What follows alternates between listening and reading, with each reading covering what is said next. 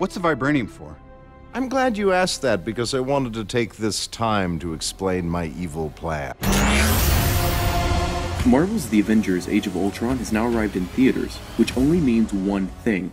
We're only 3 years away from the next Avengers movie. It's going to be a big one.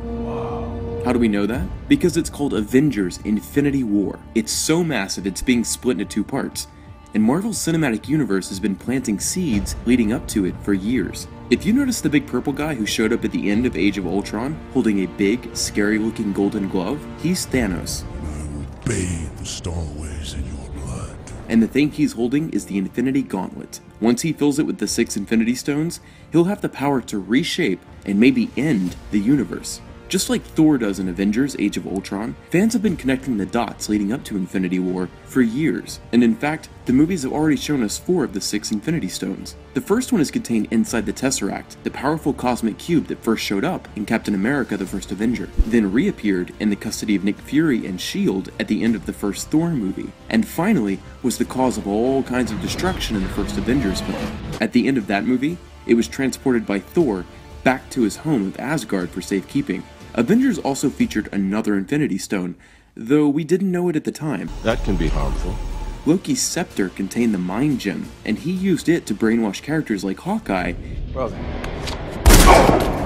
and generally cause lots of property damage. By the post-credit scene of Captain America the Winter Soldier, the Scepter was in the hands of Hydra. In Age of Ultron, the Avengers retrieve the Scepter, and Tony Stark uses it to create Ultron. There are no strings on me. Oops. Who then uses it to create the Vision, who then defeats Ultron. There's definitely more. In Thor the Dark World, Thor defeats a villain using something called the Ether, which contains another Infinity Stone. At the end of the movie, Thor's pals deliver it to the Collector for safekeeping. It will be absolutely safe.